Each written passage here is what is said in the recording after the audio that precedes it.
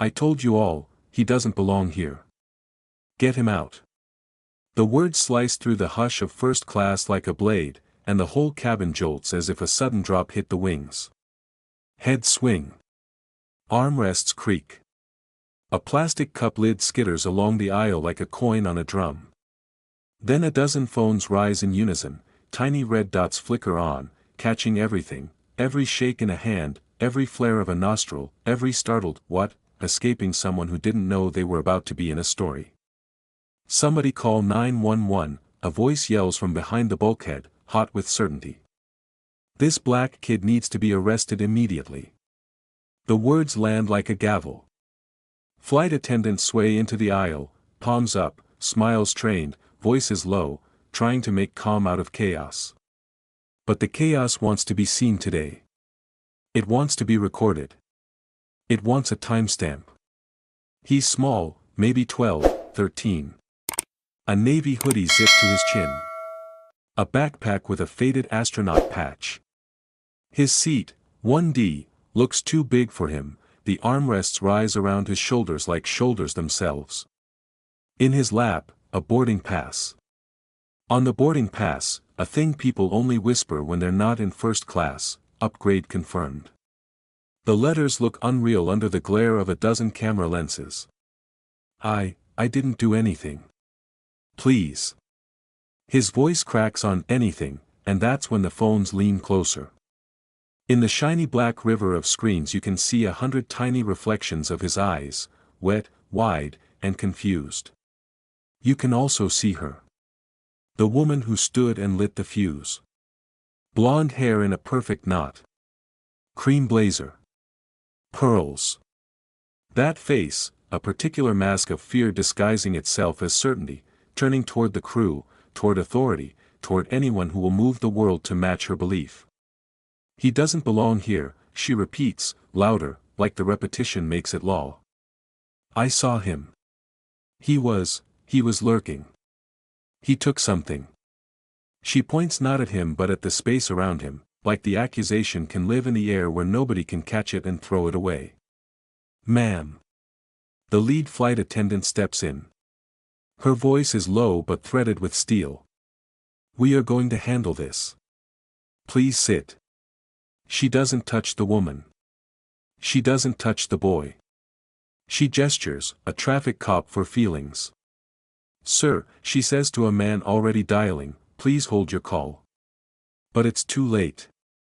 The idea of police is already moving through the plane like electricity. And then, because every story must choose its facts, another voice, he took my phone, says a man in 2A, eyes narrowing. He pats the pocket where the outline of a phone is still clearly visible. His wife nudges him. He reddens and looks down. The camera phones catch it all, the pat, the outline, the nudge, like a row of mirrors refusing to lie. Stop. A new figure steps in from the galley. Navy blazer with security embroidered small on the chest. Hands open, palms visible. A posture designed to lower the blood pressure of strangers. No one is moving. No one is touching this child. We will start with statements. On paper. He says the last two words like a mantra. The phones drink it in. Someone whispers, statements, as if the word is antique. The boy, Michael, as the luggage tag on his backpack says, sits very still, like animals do when the woods go wrong. A woman places her hand on the top of his seat. She's not his mother, the resemblance isn't there. She's older, brown-skinned like him, dressed in a kind of blue that looks like it belongs to staff but doesn't. I'm his mentor, she says, her voice the softest sound in the cabin, and somehow the most commanding. He has a verified upgrade. He's in the right seat. Anyone can print paper, the woman in pearls says. Look at him. She says it like the sight is the proof. She says it like the cabin owes her a version of the world where discomfort is a crime. Ma'am, the security officer says, and the ma'am is both respect and warning, we are going to do this correctly. You will give a written statement with your exact words. Then you'll sign it. He nods at Michael, will present his boarding pass to me and to the lead. The cabin crew will log times. Any passenger who claims to have seen an act will provide a statement with seat number and timestamp. We will not proceed on impressions. Phones tilt to capture his badge. The red dots blink. A whisper passes through the rows like a breeze through leaves, he said, exact words. And then, what if she changes them? She doesn't get to, the mentor says, eyes never leaving the woman in pearls. Not today. Do you want to repeat your words into the camera, ma'am? Another passenger says, not unkindly. He holds his phone like you'd hold a light toward a dark stair. Or we can read them for you in a minute if the paper feels too heavy. The woman in pearls blanches, a quick eclipse of certainty across her face, and sits. Her jaw tightens. She's used to rooms where her tone is a key, where, I'm uncomfortable, opens doors. But here there are more keys. There are cameras and clocks and people who have learned how to hold both steady. Michael, the lead flight attendant says, kneeling to make her face a horizon with his, can you hand me your boarding pass? The boy does. His fingers are shaking, but the card is steady. The camera lenses zoom. On the pass, his name. On the pass, 1D. On the pass, the little PRIO, that means a thing the woman in pearls didn't plan to see when she boarded. The lead holds it up like evidence in a courthouse, and for a moment the cabin is a courtroom with no judge and 1,000 jurors. Thank you, she says, and Michael nods, small, a boat in rough water. The mentor squeezes the headrest. We've got you, she says, and it sounds like we've got you and we've got this and we are not leaving the truth behind. From the galley, a printer coughs. Paper spills out with the low chittering sound of something consequential pretending to be ordinary. The lead flight attendant tears the page. At the top, incident log. Under it, fields, time, location, parties, allegation, verbatim, witnesses, action taken. She clicks her pen. The cabin hears it. It's a tiny sound and a massive one. The first note in a song called Accountability. Allegation? She asks, looking at the woman in pearls. The woman lifts her chin. He doesn't belong here, she says again, but softer now, because softer makes it sound like opinion instead of charge. Verbatim, the lead says. The pen hovers. The woman swallows. He doesn't belong here, she repeats. The lead writes, each letter neat, each word glued to the page by a click. The mentor's eyes flick to the phones, to the red dots, to the clock on the bulkhead. She nods to herself. Timelines matter. Paper matters. So do 100 strangers who decided today that witnessing is a verb. A man in 3F raises his hand without standing. I have video from the start, he says, voice calm as a police report. You can see the boy sitting, you can see her stand, and you can hear the words. Do you want the timestamp now? The security officer nods. Say it aloud, he says. Say it to the room. 9 hours 1 minute and 36 seconds, the man says, and in the silence it sounds like a bell. People murmur, some repeating the numbers under their breath, pinning the moment to memory with the cheap nails of repetition. The lead writes the time on the form. The paper looks heavier now. It looks like it could hold something more than ink. Michael, the mentor whispers, do you want water? He nods. She doesn't move. She doesn't want her hand to leave the headrest. A flight attendant appears with a plastic cup, steady as ritual. Michael sips. His throat works. His eyes find the far corner of the cabin, a blank spot where there are no cameras and no faces, and for a second he puts himself there and breathes. Sir, the security officer says to the man in 2A, the one who patted his pocket, you said your phone was taken. The man's mouth opens. Closes. He glances at the faint rectangle against his jacket. His wife's hand finds his sleeve, 2 fingers pressing gently, do the right thing, or at least do not do the wrong one again. I must have been mistaken, he says, and it isn't brave but it isn't nothing. The officer nods and writes, retracts. The red dots swell to catch the shape of that word. This is the moment the story might have become something else. This is where a hand could have closed on a thin arm and a boy could have been marched past people who would later say I didn't know what to do. But the hand doesn't close. The arm stays where it is. The boy stays where he is. The room breathes. And then, a sound like the edge of a siren somewhere far away. Not on the plane. Down the jet bridge, maybe. A roomer with a uniform. Heads turn toward the curtain. The woman in pearl straightens in her seat, her face gathering itself into a shape she thinks authority will favor. The mentor's hand tightens. The lead's pen moves faster. The clock on the bulkhead clicks to 9 hours 3 minutes and 2 seconds. Every second matters.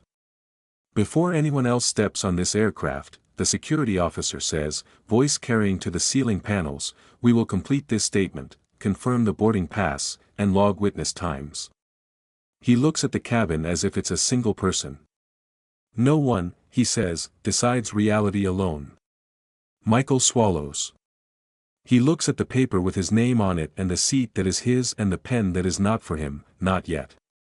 He glances at the mentor, she nods. He glances at the lead, she nods. He glances at the woman in pearls, she looks away, verbatim, the lead flight attendant repeats, pen hovering above the incident log. The woman in pearls wets her lips. He doesn't belong here, she says again, the edges dulled now that the words have to live on paper. Click. The pen commits her sentence to the page. Sign beneath your statement, please. A second sheet arrives from the galley printer with a soft rasp. The security officer places it on the tray table like a small, polite anchor. Phones tilt. Red dots blink. Time stamps bloom in the corner of every frame, 9 hours 3 minutes and 51 seconds, 9 hours 3 minutes and 52 seconds, as if the clock itself is tired of being ignored. The woman hesitates, then writes her name in looping certainty that hopes to hold. Michael's boarding pass, the lead says. The mentor hands it over, steady. The camera lenses lean in. It's all there in black and white, Michael J. Ashworth, Seat 1D, priority, upgrade confirmed. The officer scans the QR with a snap and a beep, then nods. Validated, he says, projecting it to the whole row. Confirmed through the airline system. A murmur, like a breeze through paper, runs along the cabin. The woman's eyes flick to the pass, then ricochet away, as if the words might burn.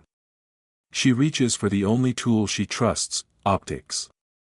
I felt unsafe, she says, palms open, voice pitched toward general sympathy. He was lurking. He's been looking at me. The word lurking curls in the air, looking for a wall to stick to.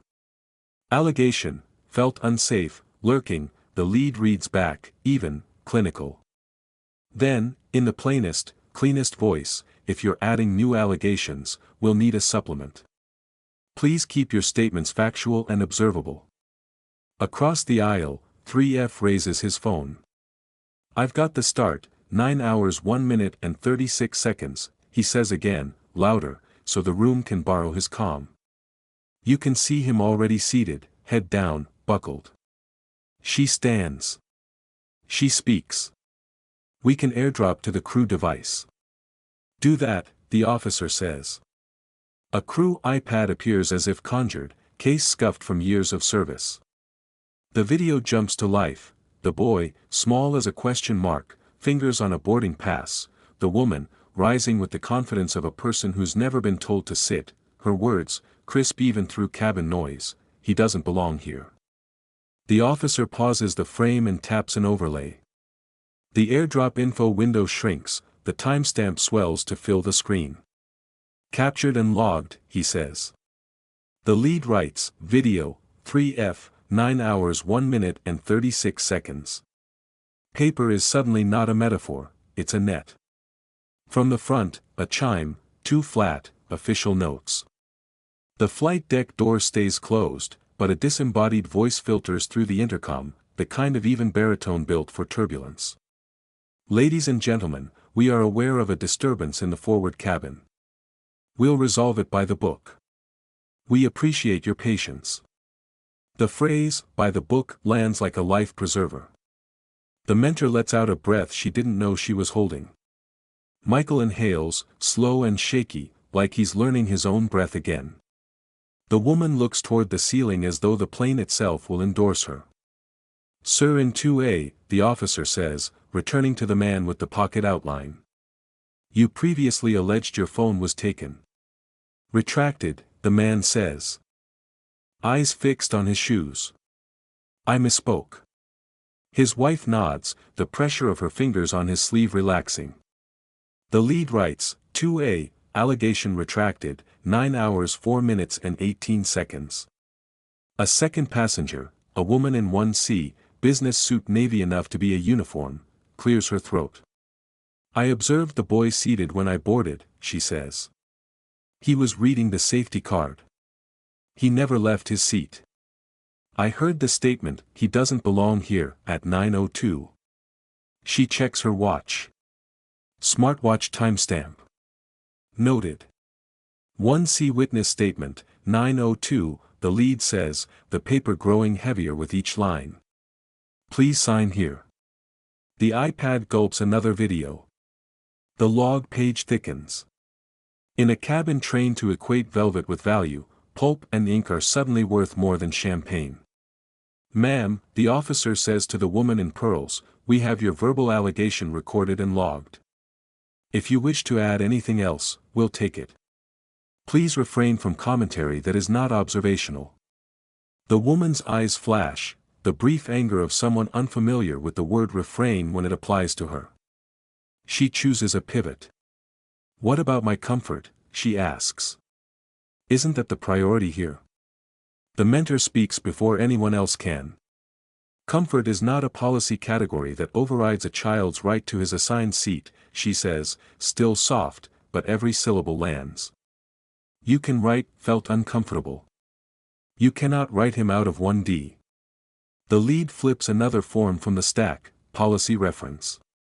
"Cabin seating, priority boarding, and non-discrimination policy," she reads. "We greet people, not profiles." It sounds like copy, but in this moment it feels like creed. She clips the printed policy to a tiny stand on the bulkhead so every lens can see it. Phones capture. The QR code beneath it links to the full text. Someone scans it immediately, the soft buzz of a push notification floats up like a moth to light. "Okay," the woman says, but the syllables have lost their scaffolding. "Okay, but," he was staring. She tries the word again, lighter, as if it might land better if she whispers. "Staring isn't a violation," the officer says, not unkind. "Nor is existing in a premium cabin with a valid upgrade." From the jet bridge, a shadow moves behind the curtain. A whisper races down the aisle, "Cops." Michael's fingers close around the cup of water until the plastic bows. The mentor taps the headrest. "We're okay," she says. "We're okay because we're visible." The lead turns to the officer. Before they step in, "Whiteboard," she says, and though there is no whiteboard yet, paper has turned everyone into people who expect one. Timeline so far, 9 hours 1 minute and 36 seconds, 9 hours and 2 minutes, 9 hours 3 minutes and 51 seconds, 9 hours 4 minutes and 18 seconds. The officer nods. "And we'll present it," he says, "to them when they arrive. In the cabin. Not in a back room." He doesn't raise his voice, but it fills the space between ceiling panels. Phones bob, capturing the promise. The woman's gaze skitters from lens to lens like a moth searching for a window that is actually a mirror. "Michael," the lead says, "do you want to tell me anything?" Her pen hovers, not for the log this time, but for the human. Michael shakes his head no, then yes, then no. He settles on breath. "I sat," he says, barely above a whisper. "I didn't move." "That's enough," the mentor says. Enough and everything. She looks up, scanning the faces, crew, passengers, the woman, the officer, as if counting allies. He doesn't have to perform innocence to earn his own seat. A chime. Then the curtain parts. Two airport officers step into the doorway, scanning with a practiced sweep. Their presence sends a split through the room, fear moves one direction, relief the other. The officer in the navy blazer doesn't flinch. He holds up the log, the iPad with the frozen frame, the policy printout. Before you do anything, he says, you need to see this timeline. Do you have the original complainant's written statement? Asks the taller cop, tone measured. Cameras lean. The woman in pearls inhales, as if oxygen has finally arrived wearing blue. The lead turns the clipboard so the signature faces outward. Yes, she says. Exact words. Signed at 9 hours 3 minutes and 54 seconds. The cop reads. His eyes lift to the woman. Then to Michael, then to the officer. We'll review this in the cabin, he says, pointedly. In the presence of all involved. The woman's mouth opens, relief or triumph. It changes shape when the cop adds, and in the presence of any witness who has video. The cabin exhales. The optics have shifted, paper has weight. The woman's certainty wobbles, a tower missing one brick too many. She reaches for the last rhetoric she trusts.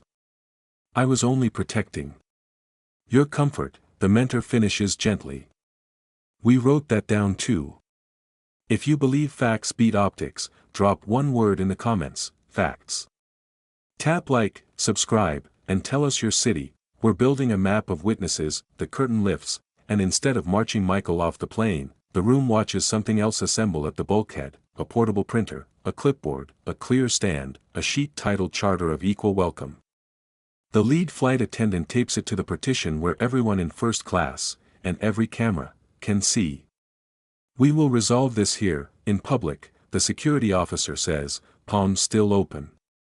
We greet people, not profiles. We will read this aloud. The cabin, used to whispered apologies and private scoldings, goes very still. The mentor's hand stays on Michael's headrest. He sips water, shoulders square now, not small but centered. The woman in pearls shifts under the weight of eyes and lenses. Optics are no longer her ally, paper is no longer her tool. Charter, the lead announces, voice steady.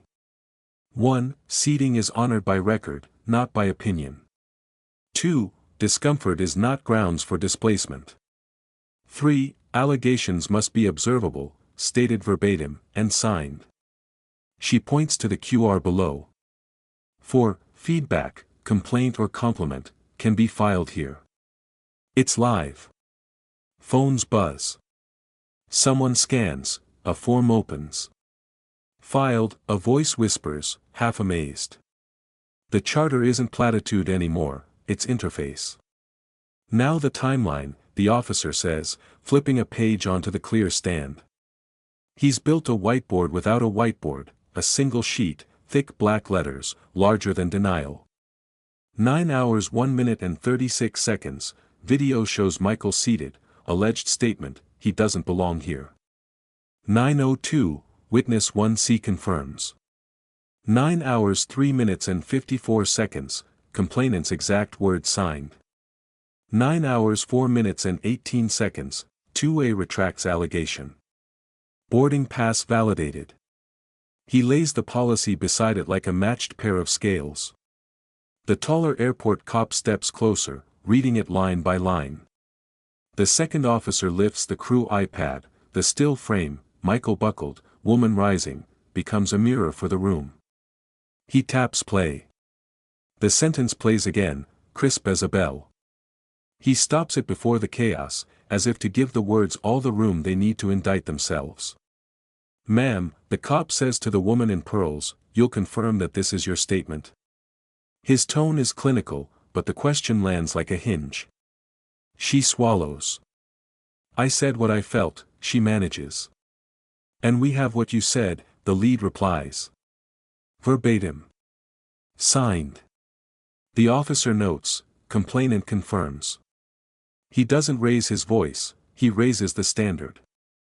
Michael, the mentor murmurs, look at me. He does.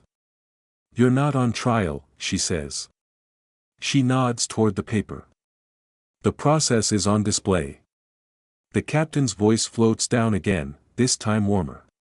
We'll be departing shortly. Our crew is closing the forward cabin with a standard 60-second reading of our charter. Thank you for your patience. The phrase standard 60-second lands like a blueprint. What happened today will not disappear when the camera batteries die. The lead turns to the cabin, not just to the cops. We will read this before pushback on every flight for the next 30 days, she says. Same words, same place, same time. She looks at the phones. You can hold us to it. The woman in pearls bristles. This is humiliation, she whispers. This is, targeted. She glances around for the old gravity, deference, apology, a back room where the narrative can be rewritten. It isn't here. This is accountability, the mentor answers quietly. Public harm gets public process. The room doesn't cheer, it doesn't need to. The nods are enough. The cameras, still steady, are enough. The taller cop closes his notebook. No arrest, he says, to the room and the record. No removal. He turns to Michael. You're okay to stay, son. Michael nods, a tiny arc that feels like it redraws a map. The officer in the navy blazer tucks the log onto the clear stand. For the file, he says, and takes a photo of the page with the crew device, paper witnessing paper. He then turns the clipboard to the woman one more time. Last chance to add anything factual to your signed statement, he offers. Exact words. Her mouth tightens. I prefer not to, she says. The officer writes, declines to add. The lead glances at the clock. Charter, 60 seconds, she says. She breathes, and reads. As the words move through the cabin, something loosens in the air, the idea that safety is a private favor. Here, it sounds like a public ritual. Tell us where you're watching from, the narrator's voice would say if this were already uploaded. If you believe safety should be public, comment, read it out loud. Like and subscribe, this is how we make the charter standard, not a stunt. As the last line of the charter lands, the mentor pats Michael's shoulder twice, light, sure. He leans back, exhales, grips his cup a little less. The woman in pearls looks at her signature like it surprised her by being permanent. Next, the officer says to the crew, we'll put the timeline up front, visible until landing. A ritual is being born, words, then time, then flight, the bulkhead turned into a classroom. No projector. No whiteboard.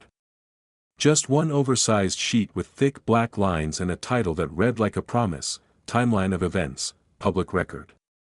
Beneath it, for entries sat in clear, legible print, large enough for any camera lens in the cabin to capture without zoom, 9 hours 1 minute and 36 seconds, video, Michael seated, complainant rises, he doesn't belong here, 9 hours and 2 minutes, witness 1C corroborates, 9 hours 3 minutes and 54 seconds, complainant's exact words signed, 9 hours 4 minutes and 18 seconds, 2A retracts.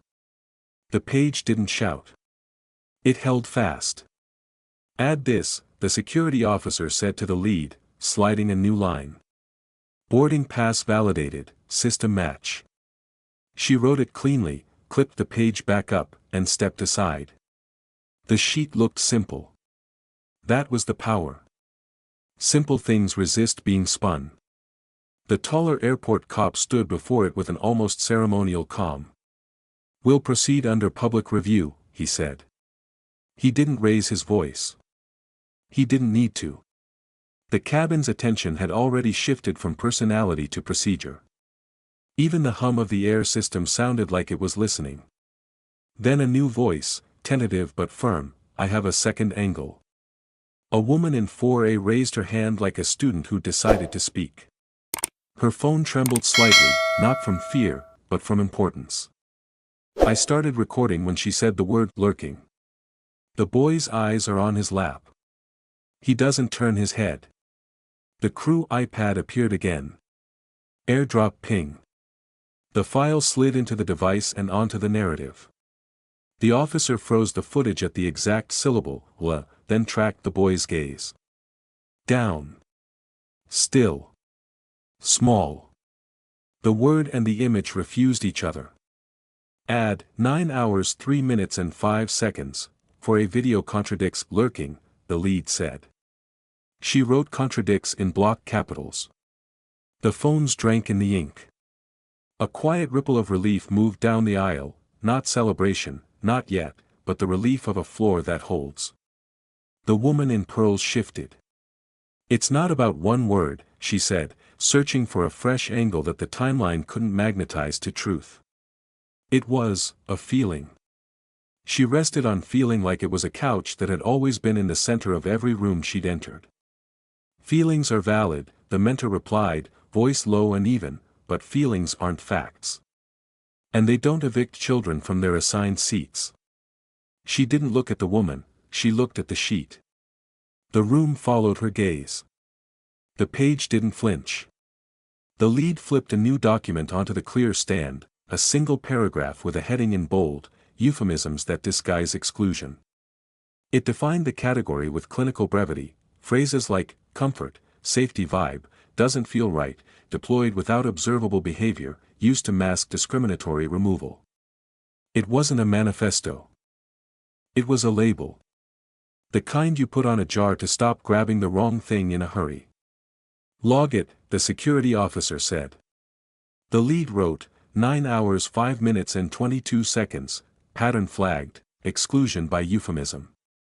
The words looked almost boring on the page, and that was the point, when harm turns bureaucratic, accountability must, too. The taller cop nodded once. We're not removing any passenger based on uncorroborated discomfort, he said. You have the right to feel, ma'am. You don't have the right to change someone else's seat because of it. The cabin didn't clap. It recalibrated. Michael sat a little taller. He wasn't beaming. He wasn't vindictive. He was present. His cup had stopped bowing in his hand. The mentor's palm stayed on his headrest, not gripping now, grounding. A man in 5C spoke up. Calm voice. That helpful kind.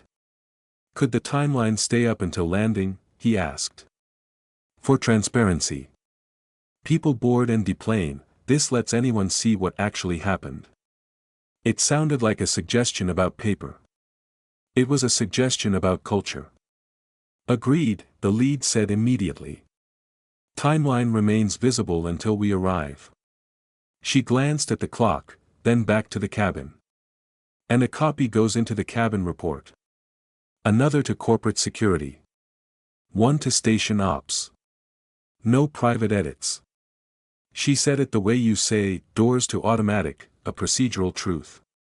The officer took photos of the sheet with the crew device, once wide, once close on each entry. He narrated each shot into the microphone, adding a small override to the chaos, 9 hours 6 minutes and 4 seconds, timeline photographed, entries verified by crew and station security. The phones captured the phone capturing the sheet. Mirrors upon mirrors, all facing the same direction. The woman in pearls tried one last time to summon the gravity she'd always known. I wanted to feel safe, she said. The line hung in the air, and for a heartbeat, the cabin felt the old tilt, the way a sentence like that could bend a room. Then the mentor, the officer, the lead, the cops, the passengers, without looking at each other, let the room tilt back. Not unkindly. Just correctly. You are safe, the taller cop said, evenly. Because the process is public. A subtle shift passed across faces. A shared recognition, safety wasn't happening to them, they were happening to safety. It wasn't a hush. It was an understanding. The lead picked up a slim stack of cards and handed them down the first-class aisle, feedback QR on one side, 3 lines on the other, witness, seat, timestamp. If you recorded, write your time. If you observed, write your seat. If you felt something, write the word you used. We're not erasing feelings. We're filing them in the right column. Pen scratched. Cameras lowered for the first time since this began, not because anyone had stopped witnessing, but because witnessing had shifted from record to report. The woman in pearls kept her hands folded, her eyes fell to her signature on the first sheet like it was a horizon she couldn't walk past. Quick ritual before pushback, the lead said. 60 seconds. Same place. Same words. She nodded at the charter. Read it out loud. The officer gave her a small, almost private smile. The mentor's shoulders softened a fraction. Michael's eyes found the blank corner of the bulkhead again and rested there, not hiding, resetting. Before the reading, the officer added one more line to the timeline, 9 hours 7 minutes and 29 seconds, outcome, no arrest, no removal, public procedures followed, charter to be read prior to departure. It didn't feel triumphant. It felt like an entry you could expect to see again, and again, and again, until the very expectation of it did some of the work. The cabin had already learned a new gravity, facts on paper weighed more than feelings in the air. Now it was time to make that gravity audible. Before pushback, the lead flight attendant said, stepping to the bulkhead where the charter of equal welcome and the big, clean timeline were taped side by side, we'll conclude this incident in public. Same place. Same words. Her voice carried without strain. It was the sound of a ritual being born. She glanced at Michael. He met her eyes, then the mentor's. A tiny nod passed between the three of them, understanding more than agreement. The woman in pearls stared at her own signature like it might change if she glared hard enough. The airport officers stood in the aisle. Outcome is already on the sheet, the taller one said, tapping the final line with his pen, no arrest, no removal, public procedures followed, charter to be read prior to departure. We'll add one more, cabin briefing delivered in situ. The pen moved. The phones hummed, lenses widening to catch the new ink. Ladies and gentlemen, the captain's voice came down cabin-wide, measured and warm, thank you for your patience. Our crew is committed to safety by procedure, not by assumption. Per company policy, the charter will be read in the forward cabin now. Departure to follow. The word procedure landed like a seatbelt click. The lead lifted the laminated page. Charter of equal welcome, she announced. 1 minute. She began. We greet people, not profiles. Your assigned seat is honored by record, not opinion. Discomfort alone does not displace another passenger. Allegations must be observable, stated verbatim, and signed. Public harm receives public process. Our feedback system is open via the QR posted here for compliments and complaints. This charter will be read before departure on every flight for the next 30 days. It wasn't a speech designed for applause. It was a calibration. A few heads bowed to read along. The phones didn't wobble, they steadied. The word public sounded less like a threat and more like a promise. When she finished, the lead turned the charter so cameras could see the text and the QR. If you witnessed, submit your seat and timestamp, she said. If you felt, name the feeling. We won't erase it, we'll file it in the right column. A hand rose in 4D. I just submitted, the passenger said, showing the confirmation screen. Got a case number back. The mentor smiled without showing teeth. Tiny proof still counts. The officer in the navy blazer addressed the 2 airport cops. For completeness, complainant's exact words recorded and signed, supplemental allegation labeled as feeling, not fact, contradiction logged via 4A video, retraction logged via 2A, boarding pass validated, policy posted and read. The taller cop nodded. Acknowledged, he said, making a single, unhurried note. No further action. He faced the woman in pearls. Ma'am, Do you need assistance returning to your seat? It was a kindness with edges. She swallowed. No, she said. The old gravity was gone, politeness had a backbone. Michael took a breath like a diver returning to the surface. The mentor's hand shifted from the headrest to his shoulder, light, not pinning. Water? He shook his head. I'm okay, he whispered back, and for the first time it sounded true. Across the aisle, a businessman in 3C leaned toward the timeline. Would you consider making this a pre-flight item permanently? He asked the lead. Like exits and seatbelts. Not just 30 days. A few faces tipped his way, quiet agreement. The lead's eyes softened, but her answer stayed procedural. We've escalated today's log to station ops and corporate security with that recommendation, she said. You can add your support via the QR for volume matters. From the back of the first-class cabin, someone cleared their throat. A ground agent in a high-visibility vest had stepped through the curtain, holding a slim folder. She handed it to the officer, then addressed the cabin. On behalf of airport operations, she said, we've noted the crew's adherence to non-discrimination procedures. If any passenger believes they experienced bias from airport personnel, our separate reporting channel is listed on the same QR, independent review applies. It was a small expansion of the circle, process protecting process. The woman in pearls stared at the floor. I thought I was protecting myself, she said, voice thin now that it had nowhere to echo. I didn't mean, the mentor turned, not cruel, not comforting. Meanings live in private, she said gently. Impacts live in public. That's why we're here. The officer added a final notation to the sheet, 9 hours and 11 minutes, charter read, witnesses invited, incident closed in cabin. Then he lifted his phone and photographed the timeline and charter together, the document and the declaration in one frame. The room watched the little white flash reflect off laminated plastic. Cabin crew, prepare doors for departure, the captain called. The familiar choreography began, bins nudged, belts checked, latches clicked. Routine reasserted itself, not as a way to erase what happened, but as proof that life continues with better instructions when you write them down. The lead crouched by 1D1 last time. Michael, she said, we're pushing in 5. If you need anything during taxi, press the call light. The nearest exit is the one you boarded through, she added, soft humor threading the line. He smiled, a careful, first smile sort of smile, and nodded. The mentor looked up at the bulkhead. Leave the sheet, she said, almost to herself. The lead, catching it, tapped the tape. Stays until landing, she answered.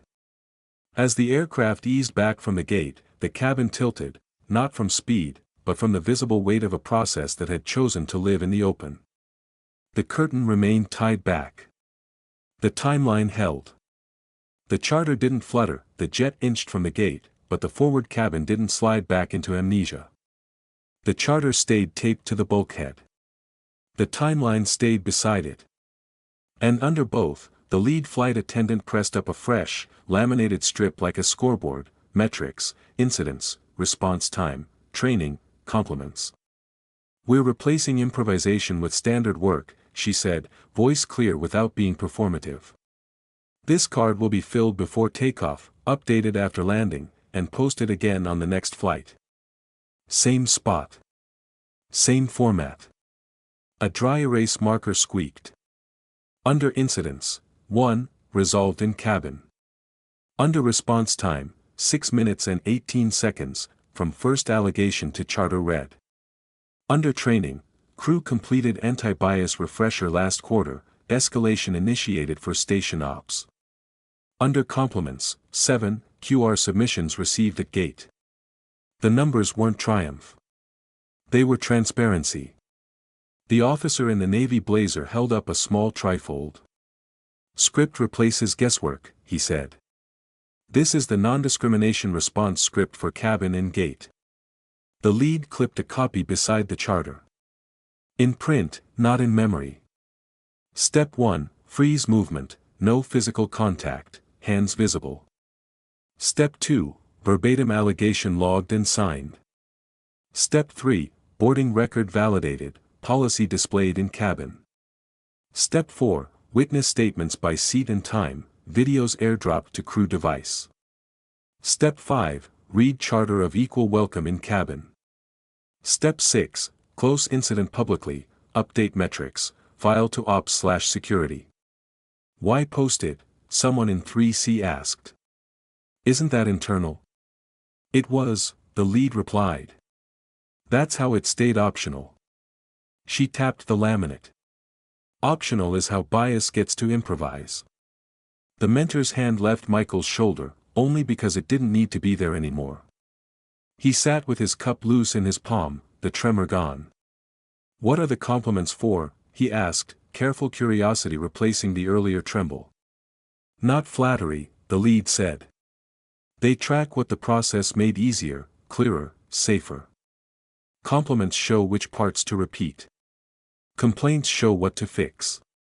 She wrote another line under compliments, clear timeline helped, public reading reduced arguing, QR submission felt safe. At the galley, the portable printer chirred again.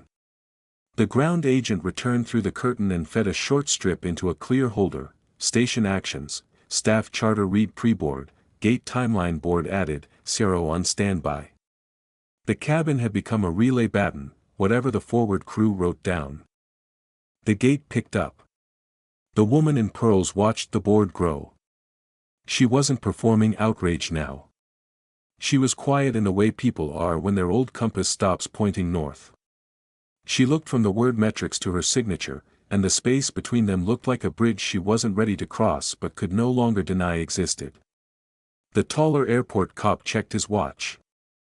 We're deplaning, he said to his partner. Our piece is done. He turned to the officer and the lead. If your company asks, formal note, public handling, strong documentation, escalation to ops. Exactly what guidance wants to see. He offered a small, rare smile. Keep the sheet up. The officer added a footer to the card, report sent, crew, OPS, security, auto. The crew iPad chimed as the log replicated across channels.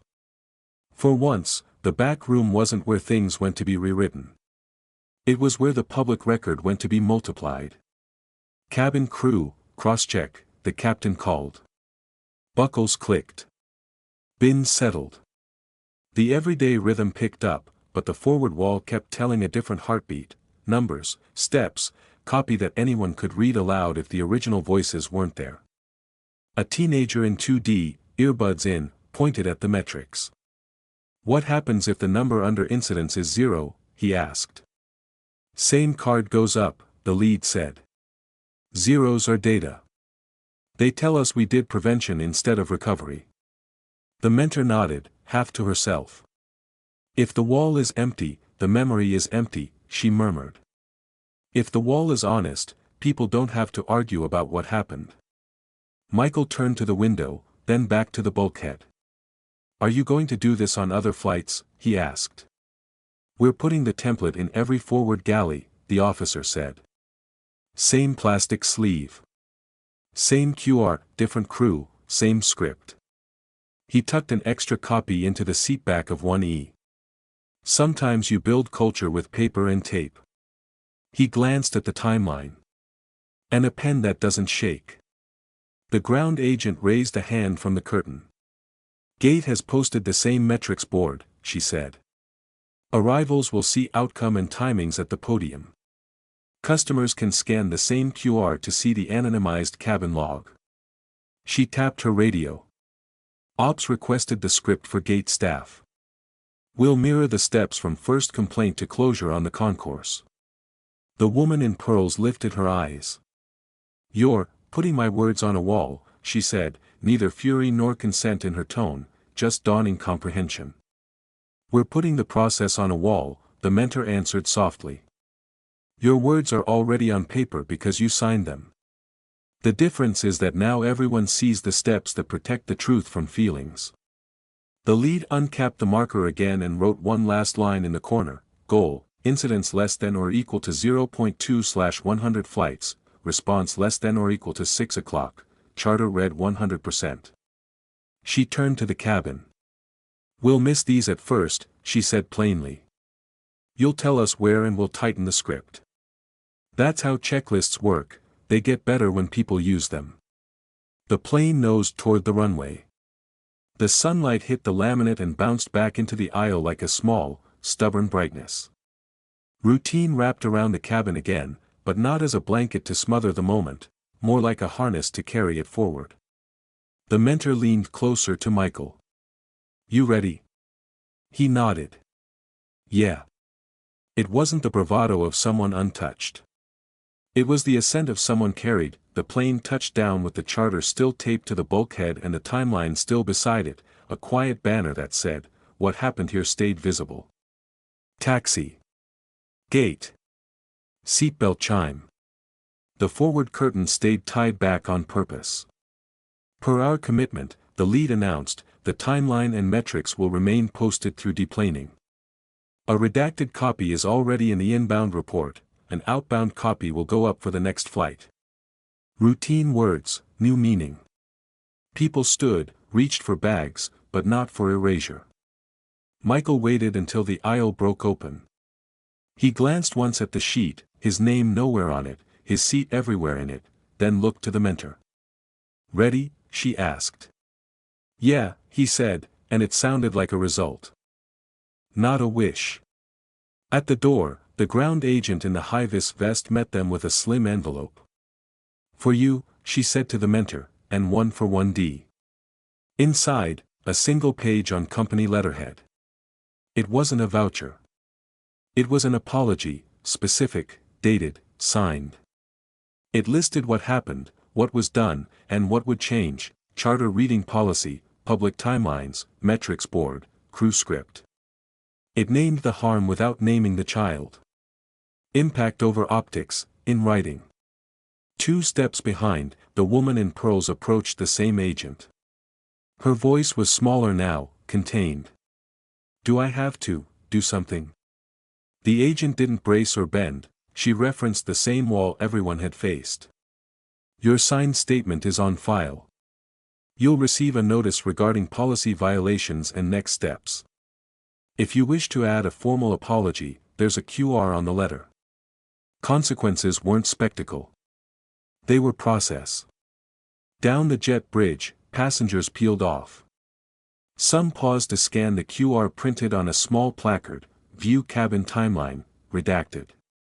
Others simply nodded at the sheet as if it were a person who had done them a favor.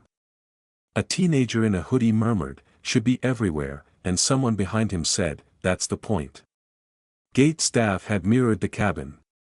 On the podium, a smaller copy of the timeline, no names, just times and actions, stood in a clear frame. Next to it, the metrics card with zeros waiting for the next flight to make them numbers. A coffee-stained clerk tapped it with a pen. "We'll fill it," she said to no one in particular, and to everyone who would ask later if it mattered. The mentor and Michael stepped aside to read their letter. Near the bottom, a line in bold, "We will read the charter of equal welcome before departure on all flights for the next 30 days and continue where adopted by station operations thereafter." Under it, a date, a signature, a title that could be held accountable. The mentor folded the page carefully, as one does with a receipt you know you'll reference again. "Do we keep it?" Michael asked. "Yes," she said. "Paper keeps us." The officer in the navy blazer passed by with the crew iPad tucked under his arm and a spare script in his hand. He slipped the script into a plastic sleeve on the gate stanchion as he went. "Tape. Paper. Habit. See you on the next," he said to the lead, who'd stayed at the door to thank passengers. "Same wall." "Same wall," she echoed. The woman in pearls stood off to the side, reading her own envelope. Her eyes caught on the words, "policy breach" and "mandatory training review." She closed her eyes and exhaled the kind of breath people let out when they realize the story won't be revised in the room they're used to. When she opened them, she looked at the timeline one more time. For the first time all day, she didn't look for a camera. She looked for a line that would take her out. There wasn't one. The page only had entries you could add, not exits you could choose. In the days that followed, the wall multiplied. Photos of charters and timelines cropped up from other airports, taped to bulkheads, clipped to podiums, laminated in galleys. The metrics card acquired new handwriting, different markers, the same columns. Some stations added a tiny bell at the reading, not to dramatize, but to make a sound you could count. The script moved from plastic sleeves to memory. Hands visible. Verbatim. Read it out loud. Muscle memory can be a kind of justice when it stops improvisation from doing harm. And the letters kept arriving. Not to everyone, and not as performance. To those who were named by process, witnesses with case numbers, crew who followed the steps, passengers who filed. The apologies were crisp and boring in the right places, and specific and brave in the right ones. They named the thing and then named what would prevent the thing. Some were read at kitchen tables. Some were saved in glove compartments. All of them pinned the moment to a map bigger than one aisle. Weeks later, on a different afternoon, in a different city, a first-class curtain opened to the words, "We greet people, not profiles," and no one looked up like it was unusual.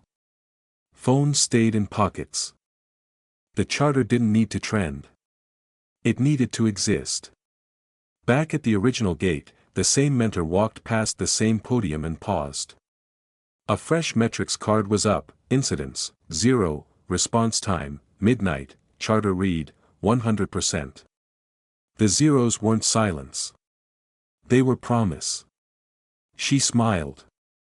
"Zeros are data," she whispered, and kept walking. Michael, taller now by a fraction you'd only notice if you were looking for it, stepped onto another plane with a boarding pass that still said what it said the first time, upgrade confirmed. He put it in the pocket in front of him without needing to trace the letters with his thumb. The seat fit him better, but not because he had grown. The room had. If you believe safety is a habit, not a headline, type habit in the comments and tell us your city. Tap like and subscribe, so the next time someone says, "He doesn't belong here," there's already a wall, a script, a timeline, and a cabin full of people who know exactly what to do. Keep the camera on, keep the pen moving, and read it out loud.